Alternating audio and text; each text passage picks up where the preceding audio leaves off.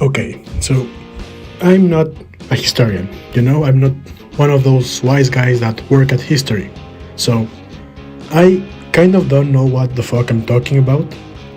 But for this subject in particular, I am Mexican, so I do actually know what the fuck I am talking about. Today, I'm gonna be talking about the Mexican Revolution.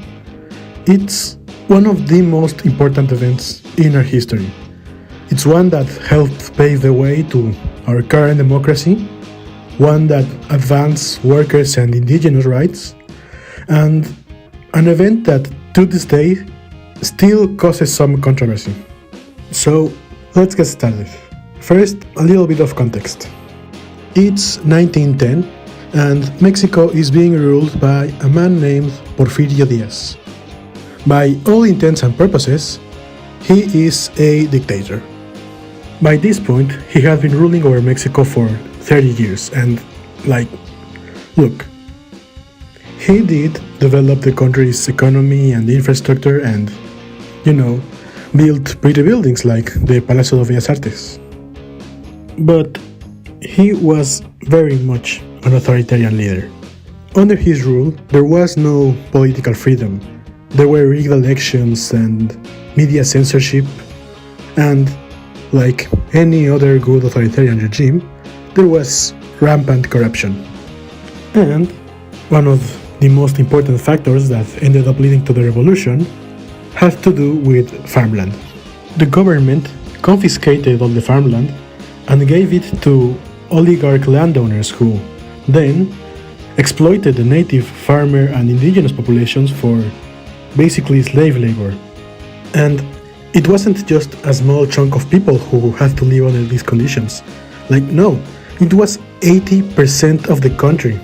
So, while Porfirio Diaz lived the high life with his elegant goons in Mexico City, most of the country was just living in abject poverty, being abused by rich landowners. So, yeah, it was very much time for a change.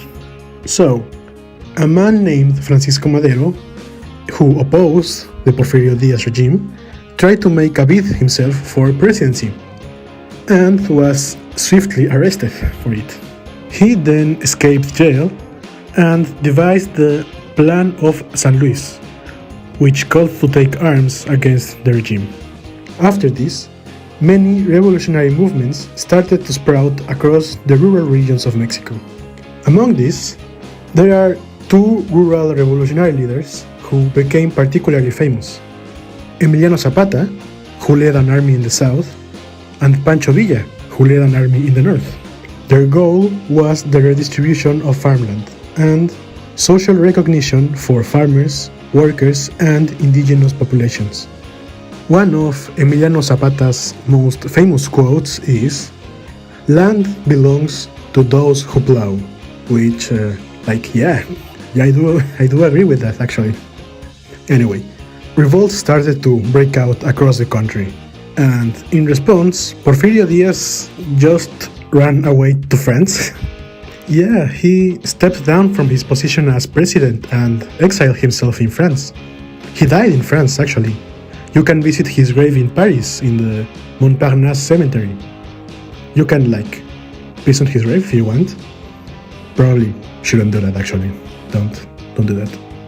Anyways, after Porfirio Diaz escaped, Madero declared himself president and almost immediately got in a fight with the rural movements. Basically, Madero wanted to restore the constitution and improve voting rights. But the rural movements wanted a little bit more than that. As I said, they wanted the redistribution of farmland and social recognition for workers and indigenous populations. However, Madero kind of have some problems with that. And so did the United States.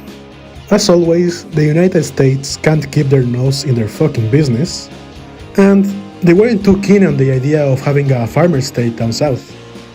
And they wanted oil. Yeah, they always want oil.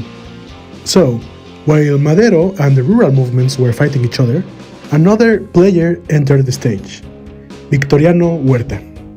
Victoriano Huerta was a military man under Porfirio Diaz.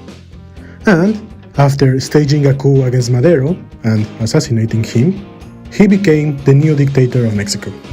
Of course, when Mr. Woodrow Wilson heard that there was another authoritarian regime sprouting out in Mexico, he very much welcomed them with open arms and provided them support. But this didn't last for long. Eventually, a new player entered the scene, Venustiano Carranza. He kind of followed in on Madero's footsteps and rose on arms against the Huerta regime. With the help of the rural movements, they ended up deposing him. However, just like with Madero, Carranza couldn't really see eye to eye with the rural movements, and they just kind of started another fucking civil war against each other. At this point, the US decided that they should probably support Carranza, and they did, and eventually Carranza kind of won. Carranza did end up becoming president.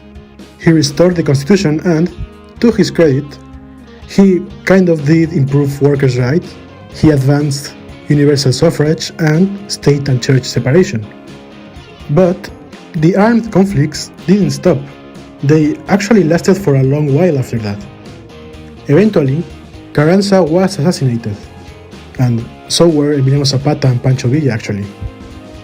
A lot of people were assassinated during this conflict.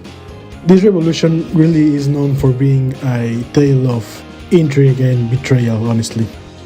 And to this day, there is still a lot of discourse and controversy surrounding it.